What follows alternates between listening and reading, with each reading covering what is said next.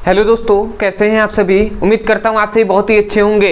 तो आज की इस वीडियो में हम पढ़ने वाले हैं कि संयोजकता किसे कहते हैं और संयोजकता का निकालने का तरीका क्या होता है, कि किसी भी तत्वों का हम संयोजकता कैसे निकाल सकते हैं। इस वीडियो में हम समझेंगे और बहुत ही आसानी तरीके से आपको निकालना आ भी जाएगा। तो चलिए दोस्तों, अपने टॉपिक को शुरू करते हैं। तो यहाँ पे हमने सबसे पहले हमारा मुख्य टॉपिक होगा कि संयोजकता कैसे निकाला जाता है। इसीलिए हमने लिखा है कि किसी तत्वों का मतलब किसी भी तत्वों का संयोजकता निकालना सीखेंगे हम और ट्रिक के माध्यम से समझेंगे, जो कि बहुत ही आसानी तरीके से समझ में आएगा। तो सबसे पहले हम ये जानते हैं कि संयोजकता कहते किसे हैं। तो संयोजकता का बहुत ही सिंपल डेफिनेशन होता है। संयोजकता का तो अलग अलग वैज्ञानिक आए तो अलग अलग उन्होंने डेफिनेशन दिखा, परंतु मुख्यतः डेफिनेशन हम ऐसे कह सकते हैं भैया कि कोई भी परमाणु है और उस परमाणु के अंतिम कोष में या अंतिम कक्षा में उपस्थित इलेक्ट्रॉनों की जो संख्या होती है उसे हम संयोजकता कहते हैं। क्योंकि भैया क्या हम कहे हैं कि कोई भी परमाणु है, ये मान लेते हैं इतना बड़ा ये क्या है, परमाणु है। और हम जानते हैं कि परमाणु के बीच में क्या होता है, नाभिक होता है। तो ये हमने मान लिया नाभिक है। अब परमाणु के चारों ओर क्या होती है, कक्षाएं होती हैं। तो ये सभी कक्षाएं हैं। तो हमने क्या कहा कि किसी परमाणु के अंतिम कक्षा, ये मान लेते हैं ये अंतिम कक्षा है। तो इस अंतिम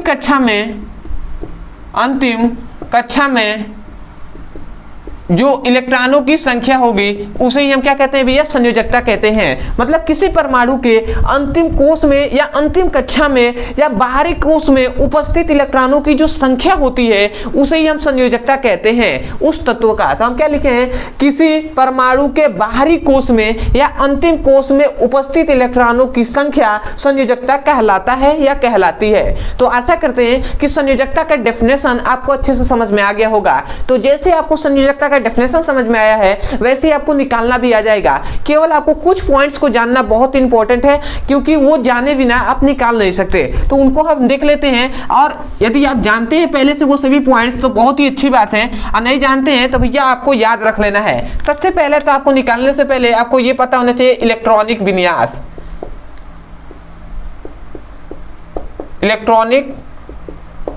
विन्यास। अब भैया किसी भी तत्व का इलेक्ट्रॉनिक विन्यास कैसे निकाला जाता है हमने पढ़ाया हुआ है। आप अगर जानना चाहते हैं कि किसी भी तत्व का इलेक्ट्रॉनिक विन्यास निकालना सीखना चाहते हैं तो केवल आपको लिखना है इलेक्ट्रॉनिक विन्यास निकालना सीखें ब्रदर सर, हमारे मेन चैनल का नाम है। तो उस पर जाएंगे ना, केवल आपको लिखना है इलेक्ट्रॉनिक विन्यास निकालना सीखें या इलेक्ट्रॉनिक विन्यास निकालने का ट्रिक ब्रदर सर, अंत में डाल देंगे तो आपको वो वीडियो मिल जाएगा। वहां से जाकर आप अच्छे से सीख सकते हैं। फिर भी अगर नहीं आता है तो मैं यहाँ पे कुछ इलेक्ट्रॉनिक विन्यास लिख दे रहा हूँ, आप ध्यान से इसे मतलब देख लीजिएगा, ऐसे याद कर लीजिएगा। इलेक्ट्रॉनिक विन्यास यही होता है ना कि 1s2 2s2 2p6 3s2 3p6 4s2 3d10, इतना हमने बता दिया। ठीक है, मतलब इतना मुख्यतः तो आपको पता ही होना चाहिए कि 1s2 2s2 2p6 3s2 3p6 4s2 3d10, इतना आपको पता रहेगा। तो आप मुख्यतः कम से कम आप भैया 30 तक तो आप निकाल सकते हैं। 30 तक जितने भी परमाणु क्रमांक वाले तत्व हैं उनका भैया आप संयोजकता निकाल सकते हैं। और अगर पूरा निकालना है तो इलेक्ट्रॉनिक विन्यास आपको आगे भी पता होना चाहिए। तो आप इसको याद रख लीजिएगा सबसे पहला। दूसरा पॉइंट ये है कि देखिए यहाँ पे 1 लिखा गया है, यहाँ पे 2, फिर से यहाँ पे भी 2 लिखा गया है, यहाँ पे 3 लिखा गया है, यहाँ पे 4। इसका मतलब क्या हुआ कि भैया ये क्या है, कोष है। देखिए यहाँ पे जो है ये पहला कक्षक है और यहाँ पे भैया दूसरा कक्षक उपस्थित है। यहाँ से यहाँ तक दूसरा होगा, फिर से यहाँ तक देखेंगे तो ये तीसरा कक्षक है। ऐसे ही ये कक्षक है तो ये बटे हुए हैं। अब इसमें 3 पॉइंट्स आ रहा होगा कि हम जानते हैं कोई भी कक्षक है ना, कोई भी कक्षक है या कोष है तो इसमें उपकोक्षक या उपकोष होते हैं। कक्षकों के अंदर भी क्या होते हैं, उपकक्षक, या हम उसे उपकोष के नाम से भी जानते हैं। मतलब कक्षक के अंदर उपकोष होते हैं। अब भैया मान लेते हैं, अब ये याद रखेंगे कि एक कक्षक में 4 उपकोष होते हैं। एक कक्षक में 4 उपकोष, वो कौन कौन से, S है, एक है P है, एक है D है और एक है F। यही हमने लिखा है S P D, एक और आएगा F। ठीक है, तो ये इतने होते हैं। अब इसमें पॉइंट्स आपको जानना है कि भैया S में कितने भैया 2 अधिक से अधिक इलेक्ट्रॉन भर सकते हैं। तीसरा कि भैया P में अधिक से अधिक भैया 6 ठीक है, सॉरी 6, और इसमें भैया अधिक से अधिक डी में 10 और एफ वाले में अधिक से अधिक 14। ठीक है, तो अभी आपको समझ में नहीं आएगा, यदि आपको समझ में नहीं आया तो कोई दिक्कत नहीं है, जब निकाला जाएगा ना तब आपको ध्यान में आएगा कि भैया क्यों ये सब बताया गया है। तो केवल आपको जानते जाना है कि भैया ये उपकोषों की क्या है, ये उपकोष है एस पी डी एफ, एस उपकोष में केवल अधिक से अधिक 2, कम से कम एक तो भरा सकते हैं, अधिक से अधिक 2 ही, इसमें अधिक से अधिक 6, इसमें अधिक से अधिक 10 और इसमें अधिक से अधिक 14। तो आशा करते समझ गए होंगे इतनी पॉइंट्स। अब आता है ट्रिक कि वो भैया ट्रिक क्या है जिससे हम किसी भी तत्व का निकाल सकते हैं। तो वो ट्रिक है कि किसी भी परमाणु, जिस परमाणु का आप निकाल रहे हैं संयोजकता, उस परमाणु का या उस तत्व के अंतिम कक्षा में या अंतिम कोश में जो इलेक्ट्रॉन यदि होंगे वो यदि 1 होंगे, यदि 2 होंगे, यदि 3 होगा, यदि 4 होगा, यदि 4 तक आता है तो वो सभी उस तत्व का परमाणु क्या होगा,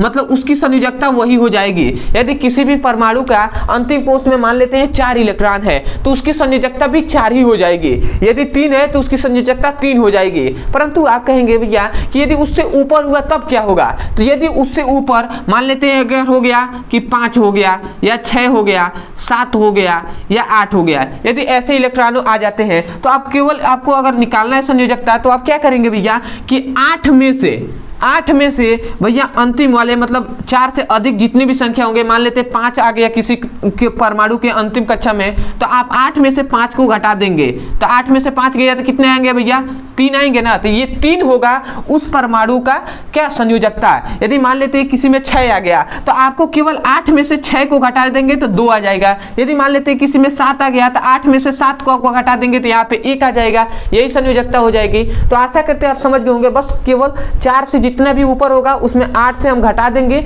जो निकलेगा वही उसकी संयोजकता कहलाएगी। तो आशा करते हैं कुछ पॉइंट्स तो आपको दिमाग में बैठ गए होंगे और कुछ पॉइंट्स आपको यहाँ से जब बताए जाएंगे, निकाला जाएगा एक एक तत्वों का, तो आपको अच्छे से समझ में आएगा। तो चलिए दोस्तों अब हम निकालना सीखते हैं। तो सबसे पहला आता है हाइड्रोजन। तो हाइड्रोजन का अब इतनी बात तो हम जानते ही है बेसिक कि किसी भी तत्व का जो परमाणु क्रमांक होता है, मतलब परमाणु जो संख्या होता है, वही उस तत्व का इलेक्ट्रॉनों की संख्या भी होता है। तो भैया हम जानते हैं ना कि हाइड्रोजन का यहाँ पे 1 है, यहाँ पे 2 है, इसका परमाणु क्रमांक, क्योंकि परमाणु क्रमांक ऐसे ही लिखाता है। तो भैया हम लिखे नहीं है, ऐसे ही आपको सीक्वेंस में लिख दिया गया है कि हाइड्रोजन का परमाणु क्रमांक 1 होता है, तो इसके मतलब इलेक्ट्रॉनों की संख्या भी 1 है। तो हम इसको लिखेगा 1s1, क्योंकि 1s2 से हम शुरू करते हैं, परंतु भैया यहाँ पे एक ही इलेक्ट्रॉन है तो हम एक ही लिखेंगे, 2 ऊपर नहीं लिखेंगे। ठीक है, तो 1s1 हमने लिख दिया। अब भैया यहाँ पे 1 आया, अंतिम कक्षा में इसका इलेक्ट्रॉन क्या है, 1 ही है, तो 1 क्या हो जाएगा, संयोजकता हो जाएगा हाइड्रोजन का, क्योंकि हमने कहा यदि 1 हो, 2 हो, 3 हो, 4 हो तो उसकी संयोजकता वही होती है। तो आशा करते हैं संयोजकता हाइड्रोजन का पता चल गया होगा। ऐसे ही निकालेंगे हीलियम का। तो हीलियम का क्या होता है, हीलियम का इलेक्ट्रॉनों की संख्या कितनी होती है, 2 होती है, क्योंकि इसका परमाणु क्रमांक भी 2 ही होता है। तो अब हम लिखेंगे 1s2 लिख दिया। अब इसके अंतिम कोश में कितने भैया, 2 इलेक्ट्रॉन है, तो यहाँ पे 2 हमने लिख दिया। तो भैया 2 इसका क्या हो जाएगा, संयोजकता हो जाएगा। तो आशा करते समझ गए होंगे ना, क्योंकि भैया 2 भी आएगा तो भी इसकी संयोजकता 2 ही होगा। ऐसे ही हम निकालते हैं लिथियम का, तो इसका हो जाएगा 1s2 हो गया। अब फिर से अब आएंगे, क्योंकि 2 तो यहाँ पे भर गया, अभी वही 1 बचा हुआ है, क्योंकि इसका 3 होता है इलेक्ट्रॉनों की संख्या। तो अब आएंगे 1s2 के बाद 2s2, तो 2s और 2 तो लिखते हैं, परंतु भैया एक ही इलेक्ट्रॉन इसका बचा है ना, 2 तो यहाँ पे भर गया, 1 यहाँ पे बचा है, तो यहाँ पे हम 1 ही लिखेंगे। अब भैया यहाँ पे तो 1 वाला एक कक्षक खत्म हो गया, दूसरा कक्षक है, और दूसरे कक्षक में कितने इलेक्ट्रॉन है, 1 है, तो इसकी संयोजकता भी क्या हो जाएगी, 1 ही हो जाएगी। ठीक है, तो आशा करते समझ गए होंगे, क्योंकि 2 आ गया है, ये भैया 1 में था तो 1 कक्षक हो गया, ये अंतिम कक्षा हो गया ना, अब 2 आ गया तो इसका 1 है तो 1 हमने लिख दिया। तो आशा करते हैं ये भी आपको समझ में आया होगा। ऐसे ही अब बढ़ते जाते हैं। ठीक है, अब थोड़ा सा समझिएगा, ये है इसका क्या है, बेरिलियम है, तो इसका 4 होता है इलेक्ट्रॉनों की संख्या, तो 1s2 लिखेंगे, यहाँ पे 2s2 लिखेंगे। ठीक है, अब यहाँ पे अंतिम कक्षा में 2 इलेक्ट्रॉन है तो हम लिख देंगे 2, यही इसकी संयोजकता हो जाएगी। ठीक है, बोरान पे आता है तो 1s2, फिर से 2s2, और फिर से 2s2 के बाद आता है 2p6, तो 2p6 तो यहाँ पे लिखते हैं, परंतु यहाँ पे 2 भर गया इलेक्ट्रॉन और एक ही ना बचा है, क्योंकि इसका 5 होता है परमाणु क्रमांक, मतलब इलेक्ट्रॉनों की संख्या भी 5 होती है, तो इसका मतलब 5 है, तो यहाँ पे 2 भर गया तो बचा 1, तो यहाँ पे हम एक लिखेंगे। तो अब हम यहाँ पे ध्यान दीजिएगा, यहाँ पे हमने 1 लिखा तो आप कहेंगे भैया इसकी संयोजकता 1 हो गई, परंतु भैया नहीं, ऐसा नहीं है, ये गलत है, इसकी संयोजकता 1 नहीं होगी। क्यों नहीं होगी? क्योंकि हमने कहा था कि बाहरी कोष या अंतिम कोष में उपस्थित इलेक्ट्रॉनों की संख्या, तो अंतिम कोष ये तो 1 कोष हो गया फर्स्ट, और सेकेंड तो ये दोनों न हुआ, क्योंकि 2 ऊपर लिखा गया है, तो इसका मतलब ये दोनों इसकी संयोजकता, मतलब 2 नहीं, ये एक ही कोष है, तो भैया 1 कोष है, दूसरा ये कोष है, और दूसरा कोष में कितने 2 1 3 इलेक्ट्रॉन है ना, तो इसकी संयोजकता कितनी होगी भैया? 3 हो जाएगी। समझ में आया ना? इसकी संयोजकता कितनी? 3 हो जाएगी, क्योंकि दोनों में 2 लिखा है ना।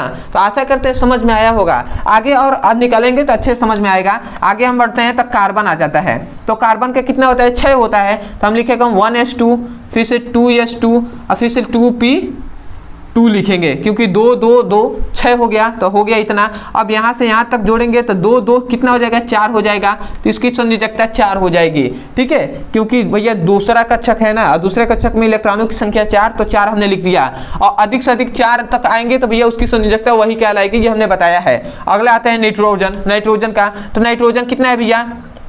नाइट्रोजन का 7 होता है, तो हम लिखेंगे 1s2, फिर से लिखेंगे 2s2, फिर से 2p, अब यहाँ पे लिखेंगे 3, क्योंकि 7 होता है, 2 2 4 और 3 7 हो गया, तो यहाँ पे 7 हो गया। अब यहाँ पे थोड़ी सी ध्यान देंगे, ये अंतिम कक्षा है यहाँ पे, अब ये 2 और 3 5 हो गया ना, तो इसका इलेक्ट्रॉनों की संख्या अंतिम कक्षा में कितने? 5 हो गए। तो हम जानते हैं भैया कि जिसकी मतलब 5 आ जाती है, 4 से जिसका भी ऊपर आएगा उसमें से हम क्या करेंगे? 8 में से उस संख्या को घटा देंगे, और जितना आएगा वही संयोजकता कहलाएगी। तो इस 5 को हम 8 में से 5 को घटा देंगे तो बचा 3। अब ये 3 जो आया ना, ये हो जाएगी नाइट्रोजन की संयोजकता। तो आशा करते हैं समझ में आया होगा। ऐसे ही आपको अंत तक निकालते हुए जाना है। चलिए ये 2 3 और बचा, इसको भी हम निकाल देते हैं। ऑक्सीजन है, तो ऑक्सीजन का 8 होता है, तो हम 1s2, 2s2, फिर से 2p4 लिखेंगे। अब यहाँ पे देखिए ये 2 आ गया, ठीक है, तो अब क्या हो जाएगा? 2 और 4 6 हो जाएगा ना, तो 8 में से हम 6 को घटा देंगे तो बचा 2, ये इसकी संयोजकता हो जाएगी। ऐसे ही फ्लोरीन का, तो 1s2, फिर से आ जाएगा 2s2, फिर से 2p5। अब इसकी संयोजकता यहाँ पे देखिए 2 हो गया, तो 2 और 5 7 हो गया ना, तो 8 - 7 = 1। अब भैया क्या हो जाएगा? फ्लोरीन का कितना हो जाएगा? 1 ही संयोजकता हो जाएगी। अब आता है भैया कि क्या होता है? Ni के देख लेते हैं, तो इसका होता है इलेक्ट्रॉनों की संख्या 10, तो हम लिखेंगे तो 1s2, फिर से 2s2, फिर से 2p, फिर से हो जाएगा 6। इतना हमने लिख दिया। तो आप देखिए 6 यहाँ पे हो गया 2, मतलब ये दोनों हो जाएगा ना, 2 2 है, तो भैया ये दूसरा कक्षक है, अंतिम कक्षक है, तो इसमें 2 अच्छा 8 हो गया 8, तो 8 इलेक्ट्रॉनों की संख्या अंतिम कक्षा में। तो हमने कहा है कि यदि 5 से 4 से अधिक है, जितनी भी संख्या उसमें से 8 में से उसको घटा देंगे, तो 8 में 8 इसका इलेक्ट्रॉनों की संख्या है, 8 से ही घटाना है, तो 8 में से मान लेते हैं कि भैया 8 में से 8 को घटा दिए तो बच्चा 0 ना, तो इसीलिए भैया ये 0 जो आया ना, ये संयोजकता हो जाएगी किसकी भैया? Ni की, निकिल की। तो आशा करते हैं इसी प्रकार आप किसी भी तत्वों का संयोजकता निकाल सकते हैं। अब मैं आशा करता हूँ, उम्मीद करता हूँ कि आपको समझ में भी आया होगा। तो यही कहूँगा मैं कि यदि आपको अच्छे से समझ में आ गया है तो बहुत ही अच्छी बात है। अब मैं यही कहूँगा यदि आपको अच्छा लगा हो, यदि सपोर्ट करने का मन करे, तो आप केवल एक ही कार्य कीजिएगा, हो सके तो चैनल को सब्सक्राइब कर दीजिएगा, क्योंकि आप भी देख सकते हैं कि चैनल अभी नया खुला गया है, ठीक है, और इतने सब्सक्राइबर का अभी तो कुछ भी नहीं है, ठीक है। तो आशा करते हैं आप सपोर्ट करेंगे, और सपोर्ट करने के लिए एक ही कार्य कीजिए, चैनल को सब्सक्राइब कर दीजिएगा, हो सके तो वीडियो को लाइक कर दीजिएगा, और अपने जितने भी फ्रेंड्स हैं उनके पास शेयर भी कर सकते हैं। और अदरवाइज यदि किसी भी क्लास का कोई भी टॉपिक समझ में नहीं आता है, तो केवल आपको उस टॉपिक का नाम लिखना है यूट्यूब पर, और अंत में हमारे चैनल का मेन चैनल का नाम लिख देना है ब्रदर सर, आपको वो वीडियो मिल जाएगा, वहां से जाकर आप अच्छे से पढ़ाई कर सकते हैं। अदरवाइज यदि किसी भी क्लास का फिजिक्स और केमिस्ट्री का चैप्टर वाइज सीक्वेंस में एक एक करके वीडियो को पढ़ना है, सिलेबस को कंप्लीट करना है, तो आपके लिए यहाँ पर नंबर दिया जा रहा होगा, इस नंबर पे आप व्हाट्सएप करके केवल क्लास 9 से लेकर क्लास 12 तक के किसी भी क्लास का फिजिक्स और केमिस्ट्री का लिंक यहाँ से प्राप्त कर सकते हैं, ठीक है, क्योंकि हमारे मेन चैनल पर क्लास 9 से लेकर क्लास 12 तक के किसी भी क्लास का फिजिक्स और केमिस्ट्री का पढ़ाई कराया जा रहा है। तो आशा करते हैं कि आपको बात समझ में आ गई होगी। तो चलिए दोस्तों, आज के लिए इतना ही, मिलते हैं अगली वीडियो में, तब तक के लिए धन्यवाद। जय हिंद, जय भारत।